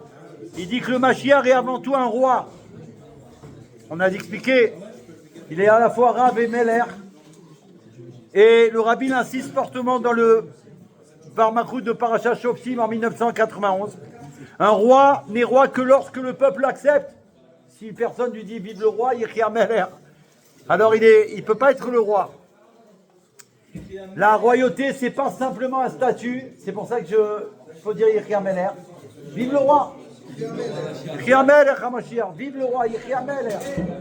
C'est une relation entre le roi et le peuple. Le fait qu'on dise Yechia Meller, on a une relation avec le roi, on le reconnaît. Et on ne peut pas accepter un roi anonyme. D'ailleurs, n'importe quel roi, il va dire je suis le roi. Pas du tout. Une royauté abstraite, ça ne nous intéresse pas. Une direction qui n'est pas identifiée, qui n'est pas reconnue, ça ne m'intéresse pas. L'autre, il s'est pris pour le Mashiach, celui-là. L'autre, il se prend pour je ne sais pas quoi. Non, on a des signes reconnus dans la Torah. On peut les remettre tous à leur place. La Kabbalah, l'acceptation de la royauté exige de savoir qui est le roi. Une année avec le Rav Pachter, On a fait une soirée pour l'anniversaire du Rabbi Rafaster. Ah, on était tous les jeudis avec qui il était avec nous. Il finissait son cours, il venait au Fabringen tous les jeudis. Rav Pachter, il nous a enseigné tellement de merveilles. Pinchas Pachter, Pinchas Gedalia, à Cohen. Le Cohen, le rabbi, il a dit que c'était le Cohen qui sera dans le Beth Amikdash. Ouais, il a fait savoir. Cohen Gadol. C'est le Rav Pachter qui a créé le courrier de la Géoula. Ouais, c'est ça lui. Qui est le roi? À qui on s'attache? Il s'est battu que pour dire qu'il c'est le roi. On s'attache à la royauté divine dans ce monde. Pour s'attacher à la royauté divine, il faut s'attacher à la royauté sur terre, celle qui est en rapport avec la royauté divine. Pas avec tous les faux rois et tous ceux qui se prennent pour je sais pas qui et je sais pas quoi. Il faut, comme c'est rapporté dans la halakha, que le roi David Amelech, qui a été oint par Shmuel Hanavi, il n'était pas roi tant que le peuple ne l'avait pas accepté. Il fallait que le peuple accepte le roi David. Vis-à-vis d'Hachem, il était le roi, mais il ne pouvait pas, si tu veux, exercer tant que le peuple ne l'accepte pas. Il est resté 7 ans à Hebron. Et c'est pareil pour le Mashiach, le rabbi dit. Donc faire connaître l'identité du roi Mashiach permet l'acceptation volontaire, ça révèle la royauté divine dans la vie concrète et ça transforme l'obéissance en attachement conscient. C'est plus une obéissance aveugle, c'est un véritable attachement avec Hachem. Et quand la Kabbalat Malchut elle a lieu, on avait fait avec le Rav Pachter justement, il avait fait un psak din, comme quoi on acceptait à la fête qu'on a fait pour le rabbi, qu'on prenait sur nous d'accepter la royauté du rabbi.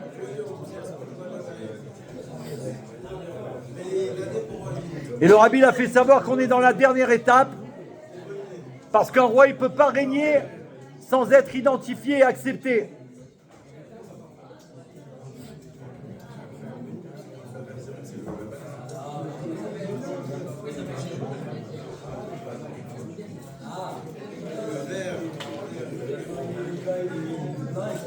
Que le roi David, il est devenu roi que lorsque le peuple l'a accepté. Et alors là, tout le peuple d'Israël, il est venu vers le roi David. Et ils l'ont oint. Il a été oint David Amelech. Lui, il a été oint par Shmuel Hanavi de la... Lui, le sacré Kadosh, c'est pas tous les rois qui ont été oints par lui, là. C'est David Amelech et tout, et sa descendance, pas toute sa descendance. Ceux qui sont liés à la lignée du roi David Amelech. Par exemple, comme rapporté dans le Rambam, il doit être descendant du roi David par son fils Shlomo Amelech, pas les autres fils.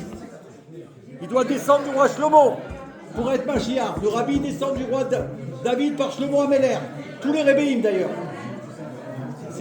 C'est pas simplement les enfants de David, ceux qui ont mérité d'être oints, parce que David Amelech, il est oint pour l'éternité. Il a ce titre pour l'éternité jusqu'à la Géoula Mitzvah Shlema. C'est-à-dire le rabbi, Il est descendant du roi David par Shlomo Amelech. Oui, tous les rabbis de Rabat. C'est pour ça qu'ils étaient. On dit au rabbi, on a Rav Narshon, il a dit comme ça en public. Ouais. Pour le Mashiach. Il a dit devant tout le monde. Le rabbi, Alors après, quand il est descendu, tu as bien fait de le rappeler ça. Quand il est descendu, que le rabbi l'a accepté, il a demandé à Rav Narshon, à Bitob. Il lui a dit, je t'ai demandé de regarder le rabbi. Qu'est-ce qu'il a fait quand j'ai annoncé que j'ai dit que c'était le rabbi Mashiach? Il a dit que le rabbi, il était très heureux, il souriait. il était déjà dans la chaise, non? Pas du tout, il était au Fabringen.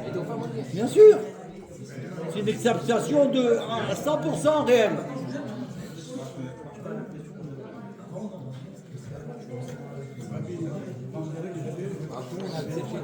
Tous ceux qui étaient là-bas, ils étaient stupéfaits. Mais c'était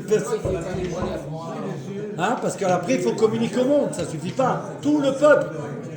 Donc nous, on est la dernière génération. On est la première de la délivrance. C'est bientôt. On est la première, ça y est, c'est. Allez. Il dit que lorsque le roi Mashiach il est reconnu et il est accepté, la royauté divine devient opérante, c'est-à-dire qu'il peut agir. et l'extérieur, l'exil disparaît. Dès qu'on reconnaît Melech HaMashiach qui peut agir, c'est fini. La galoute, elle disparaît. Automatiquement. Si moi, personnellement, je reconnais le rabbi sur la chair, ça y est, je suis plus en galop. Eh ben, si on le reconnaît vraiment, qu'on accepte et qu'on vit comme le rabbi veut, bien sûr, ça ne te touchera plus. Ça ne te touchera plus. C'est ça que le rabbi a dit. Ouvrez les yeux. Vive le roi. Mashiach. Kikar Ben Natania. Bien sûr. Mais bien, l'humanité doit reconnaître le Mashiach. Mais bien sûr, c'est du bien pour eux. Ils vont s'attacher. D'ailleurs, plus que ça, c'est rapporté. Ouais. C'est rapporté que, à la pluie de Mashiach, les nations du monde vont ne vouloir que Mashiach. Plus jamais personne d'autre. Aucun président, aucun ministre, personne. Ils vont les dégager. Vous n'êtes pas. Ils écouteront, il y a marqué, ils écouteront que Melech HaMashiach. Le seul homme qui dit qu'il est la vérité sur terre, qui est l'envoyé de Dieu officiel, qui est là pour aider chaque juif et chaque non-juif. Il va aider l'humanité entière. Il a commencé. Que Dieu vous bénisse. Amen. Amen. Quelle langue? On sait que par exemple, je ne sais pas honnêtement, mais on sait que le Baal Shem Tov à Kadosh, il parlait en yiddish, c'était la langue que tout le monde comprenait. Donc je pense qu'il va avoir un langage clair que tout le monde va comprendre. Mais aujourd'hui, c'est possible qu'il va parler en Lachon HaKodesh, mais comme on a aujourd'hui les outils pour comprendre, c'est plus un problème. Regardez, aujourd'hui maintenant ça y est, tu parles, je te comprends. Donc, instantanément. Traduction instantanée. Il y a des écouteurs. Tu mets un écouteur, il traduit la langue. Tu marques la langue telle que tu es. Instantané. Ça veut dire c'est tout, l'image, le son. On a tout ce qu'il faut. Et tant qu'il y a... Donc là, on a compris. Parce que la royauté divine, elle passe par la royauté terrestre. Parce que le Mashiach, c'est le canal par lequel la royauté de Dieu devient perceptible. C'est lui qui amène cette révélation de Dieu dans le monde. Et alors pourquoi l'humanité? Question que vous auriez dû poser, mais qu'on a posée en sous-entendu. En quoi les nations du monde, ils ont besoin aussi de reconnaître en tant que Mashiach, voilà. Alors en vérité, il explique, les nations ne peuvent pas se rattacher à une idée abstraite, à un concept spirituel flou, à une attente indéfinie. C'est encore plus fort que nous, vous savez. Parce que le Tanya Kadisha, il nous enseigne que les nations du monde, ils sont fabriquées par Dieu, pas comme nous. Eux, leur fabrication, si on peut dire comme ça, comment Hachem il les a créés, eux, ils sont pas comme nous, nous on a une âme divine, on est connecté à la Emouna, à la foi directe. Eux, ils ont besoin de comprendre. Eux, ils ont besoin de comprendre. Si tu ne leur fais pas comprendre, ils ne peuvent pas accepter. C'est pour ça qu'un juif, il peut te croire au Farbringen, il a la foi, la Emouna, le bitachon. Il n'y a pas de problème. Mais un non-juif, ça ne lui suffit pas. Il lui faut du concret. Quand tu expliques à un non-juif tous les signes... Les cartésiens. Oui, parce qu'il est fabriqué comme ça. Par contre, quand il a tout qui lui a été expliqué selon la Torah, waouh, ça devient quelqu'un qui sert Hachem, qui aime les enfants d'Israël et qui vient en aide au peuple juif pour la mission de Mashiach. Il fait tout. Il faut expliquer au monde. Les nations du monde, ils ont un besoin d'un repère visible, d'une autorité morale claire. Ils attendent que ça. Un guide connu, reconnu. Mais c'est ça qu'ils veulent. Ils ont eu des guignols toute leur vie. Ils ont eu des marionnettes qui ont emmené le monde à la catastrophe. C'est vrai. Et on en a encore aujourd'hui. Et je parle d'aujourd'hui surtout. Avant c'était peut-être mieux. Aujourd'hui c'est totalement la catastrophe. Toutes les valeurs de ce monde, elles se sont écroulées des nations du monde. Ils veulent reconnaître quoi? Il y a un homme divin qui existe et qui va nous aimer, nous aider. Baruch Hashem. Alors oui, il y a un homme divin qui existe. Et là on leur explique. Parce qu'ils veulent le savoir. Il faut leur dire la vérité. Moi je dis ça à tous mes élèves. Ils sont attachés au rabbi. Ils servent Dieu. Mais ils savent que c'est la vérité parce qu'on a fait des centaines de cours sur ça. Faire connaître l'identité du Mashiach permet aux nations de comprendre qui dirige réellement le monde et de reconnaître la souveraineté divine, d'adhérer consciemment à cette loi noachide. Là, ça va tout changer. Ils vont adhérer de leur plein gré, de leur totale adhésion, de leur libre arbitre. C'est pas qu'on les a obligés. D'ailleurs, la différence entre... C'est la Torah. Mais le rabbi, c'est lui qui les a réveillés et instaurés dans le monde en 1983. Il les a transmis au président Ronald Reagan, qui a accepté au Sénat américain les 7 lois de Noé. Et depuis, il a demandé au président Ronald Reagan à l'époque que puisqu'il a accepté les 7 lois de Noé, qu'il doit dire à tous les présidents du monde, puisqu'il est le président du plus grand pays du monde, de les accepter aussi pour le bien de leur... pro-israélien, hein. Qui? Reagan. Il était comme ça. Mais au-delà de ça, c'était au-delà de ça. C'est quelqu'un qui a reconnu le bien fondé de la Torah, de l'éducation que le rabbi apprenait en Amérique, et il a dit qu'il n'y avait pas un homme dans le monde comme le rabbi qui a fait de l'éducation l'essentiel, s'occuper d'éduquer le monde. On ne peut pas continuer à ne pas éduquer le monde quand on voit ce qui se passe. Donc, la différence entre la Emouna, la foi juive, et la mission universelle, le rabbi explique une distinction essentielle. Israël, c'est ce qu'on a dit juste avant, je suis content de le lire, Israël, il reconnaît par la Emouna. Les nations reconnaissent par la clarté. Les nations doivent leur dire, voilà, il y a un programme. Tu as bien vu combien de fois ils font des réunions. Et là, on leur amène tout ce qui s'est passé. Quand tu expliques tout ce qui s'est passé avec le rabbi, ils adhèrent, ils suivent. Moi, une fois, j'ai été dans un commissariat. On m'avait demandé d'aller là-bas. Pour l'honneur du rabbi d'Hachem, j'ai été.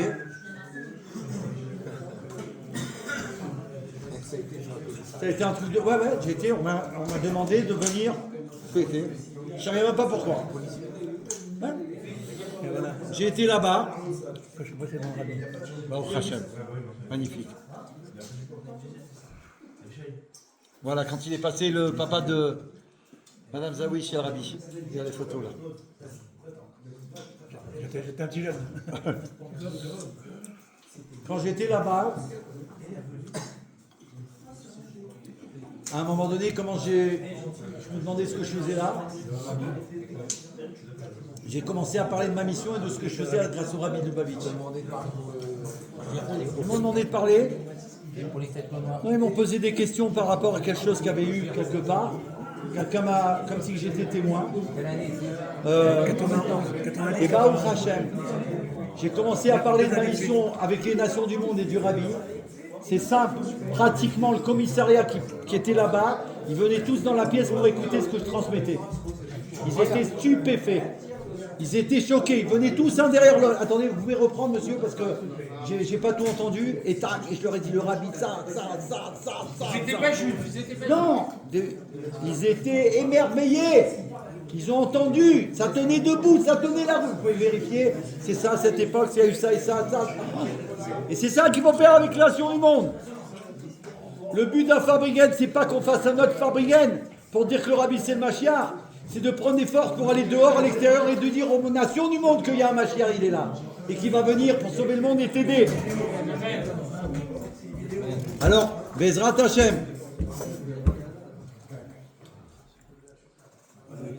Alors,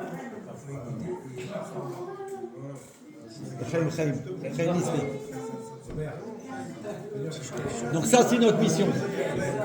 C'est notre mission essentielle maintenant, de faire savoir au monde que Mashiach il est là et que Baruch Hashem, quand on va le reconnaître tous, mais ça se fait en un instant parce qu'aujourd'hui, grâce à Dieu, on a des outils merveilleux. Avant c'était compliqué, ça prenait du temps. Maintenant, tac, tel miracle.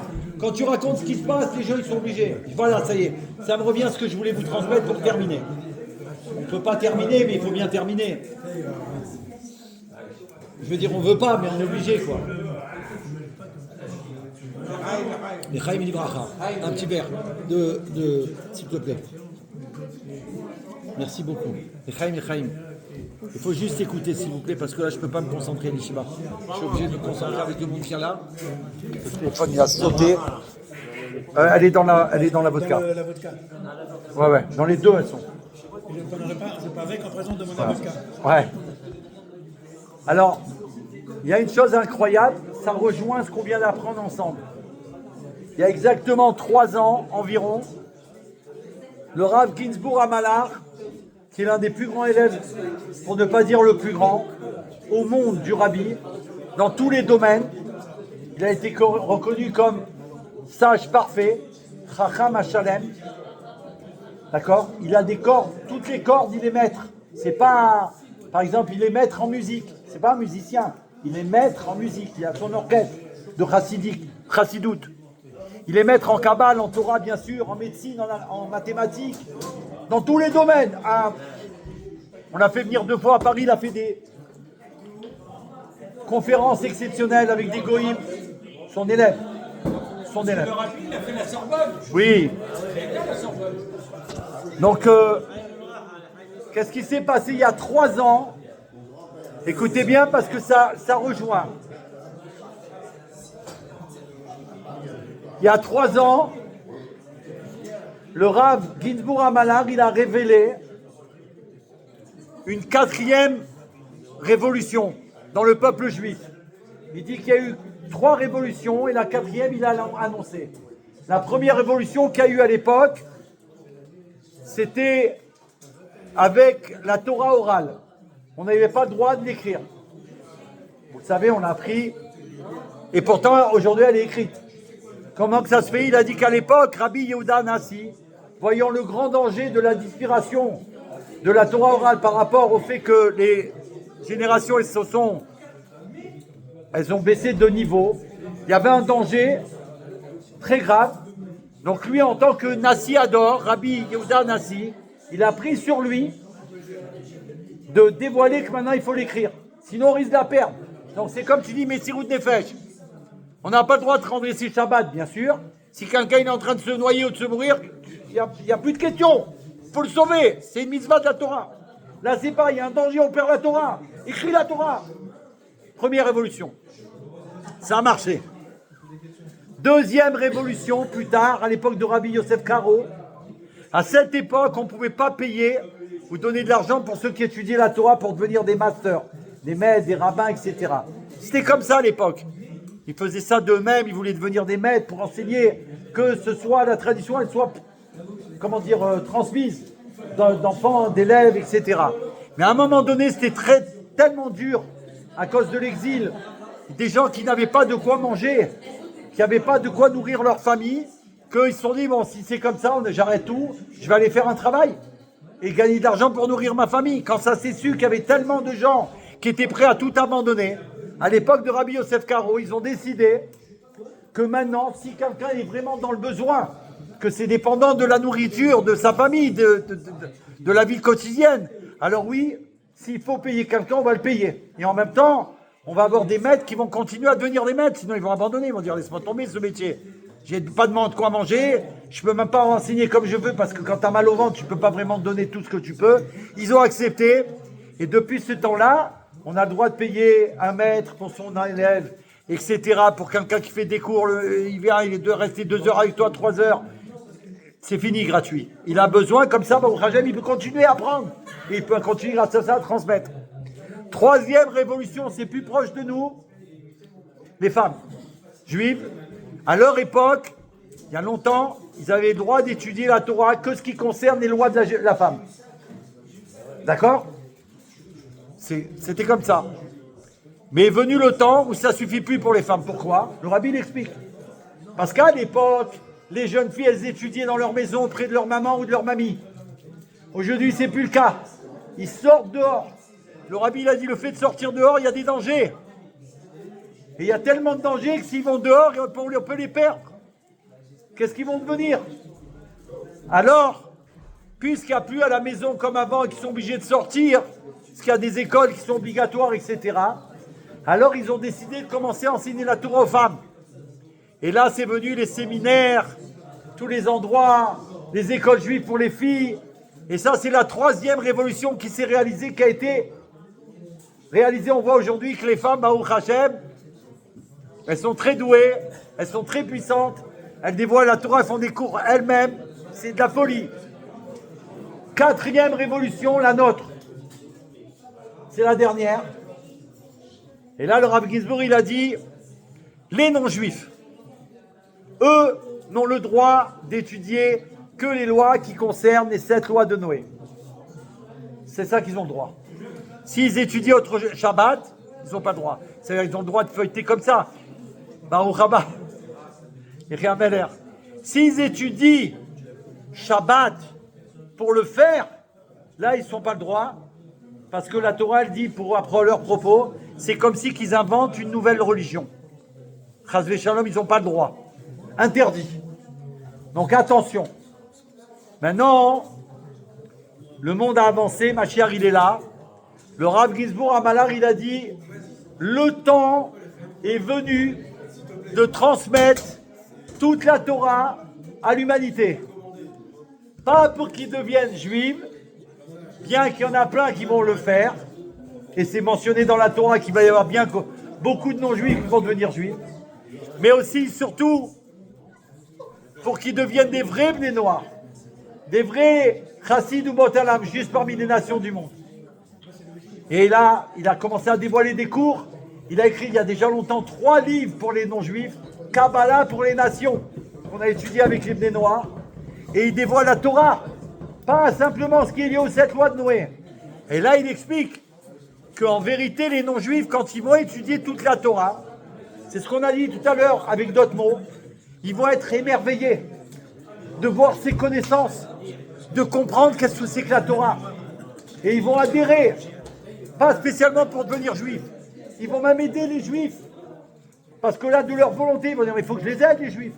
Là, ils n'ont pas le droit de sortir Shabbat, ils ne peuvent pas ouvrir la porte, il n'y a même plus besoin de leur demander. C'est eux-mêmes qui vont le faire.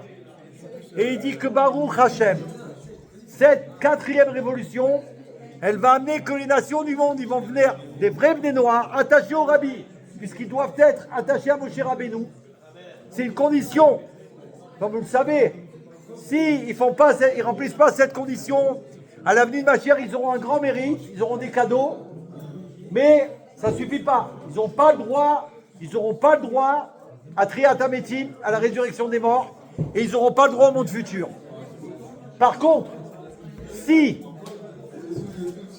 font la Torah comme elle est enseignée, croire en Dieu qui a donné la Torah au Mont Sinaï, qu'il a transmis à Moshe Rabbeinu, et que là ils acceptent de la réaliser, ils la réalisent et la partagent à leur famille, à leurs amis, ils éduquent leurs enfants, alors là ils sont chassid ou motaolam, ils ont le droit à Triat HaMetim s'ils partent de ce monde, et ils ont droit au monde futur, ça veut dire que ça n'existe pas. Tu vas dire Bill Gates, qui est milliardaire, il peut payer ce qu'il veut, s'il n'adhère pas de cette manière à la divinité, il ne pourra pas revenir, il ne sera pas là. Il ne pourra pas. Je dis ça pour qu'on comprenne. Tant mieux s'il revient. Tous ceux-là qui ont des gros moyens, ils ne peuvent pas acheter le monde futur. Ils ne peuvent pas acheter Triat HaMetim. Ça passe par l'adhésion à la Torah, selon comme Dieu il a enseigné à Moshe Rabbeinu sur le mont Sinaï. Et là, on comprend une chose merveilleuse. Normalement, les 7 lois à l'époque, il les faisait parce que Noé il les a transmis. À partir du moment où Moshe Rabbeinu il reçoit au mont Sinaï la Torah et Dieu lui transmet les 7 lois de Noé pour les transmettre aux nations du monde, elles deviennent divines. Ils ont l'obligation de les réaliser. Ça change tout. D'ailleurs, un bnei noir aujourd'hui, il ne doit plus les faire par rapport à Noé. Ça ne suffit pas. Il n'aura pas ce qu'on a dit, ces grands cadeaux uniques. S'il est fait selon la Torah, comme on vient d'expliquer, alors là-bas au Hachem, il devient chassid au Botolam. Et donc vous comprenez que nous, en allant vers eux, on leur propose le cadeau le plus grand qu'ils ne peuvent pas avoir. Ni s'ils sont présidents, fils de président, Trump ou n'importe qui, ça ne s'achète pas, tu ne peux pas. C'est que si tu réalises ton plein attachement à la volonté de Dieu en écoutant le Moshe Rabbeinu de notre génération, le Rabbi Melech HaMashiach. Merci Rav David Zawi, Chaliard du roi Mashiach, qui a amené ça ici, Baruch Hashem. Tu as bouleversé Neuilly, tu les as renversés. Si on est là à raconter ces merveilles, c'est grâce à toi mon frère. Alors Rav David Zawi, Admatai, remue tout là-bas pour qu'on arrive ici, Bezrat Hashem, et qu'on voie le Melech HaMashiach. Le Rabbi a dit, c'est la Géoula. Le Rabbi a dit, c'est la Géoula. Le Rabbi a dit, c'est la Géoula. Y'a rien à comprendre, Mashiach est là. Le Rabbi a dit, c'est la Géoula. Le Rabbi a dit, Mashiach est là. Le Rabbi a dit, c'est la Géoula. Y'a rien à comprendre, Mashiach est là. Voilà. Aïe, aïe, aïe, aïe, aïe, aïe, aïe, aïe, aïe, aïe. Merci beaucoup d'être venu. Merci beaucoup d'être venu.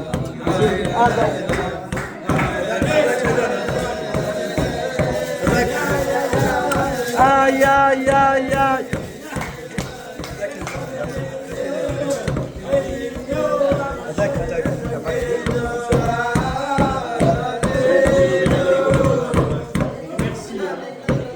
Au téléphone. Merci beaucoup. Merci à toi.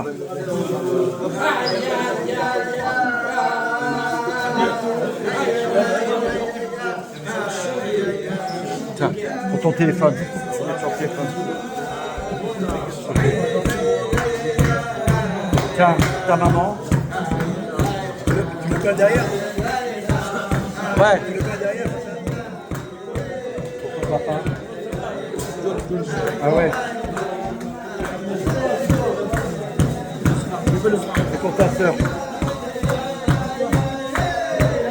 Ta soeur.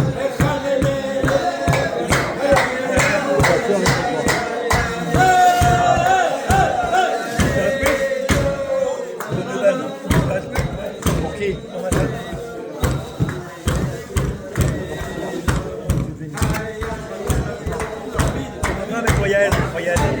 Attends, j'ai donné à Yann. Ah, tu l'as donné? Non mais j'avais donné. Et j'ai donné aux femmes là-bas. Il y a Sarah qui a donné. Ouais, si elle n'a pas, tu me dis.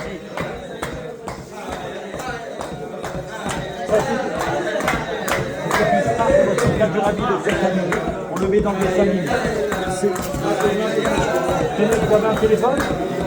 Vous avez un téléphone? Oui.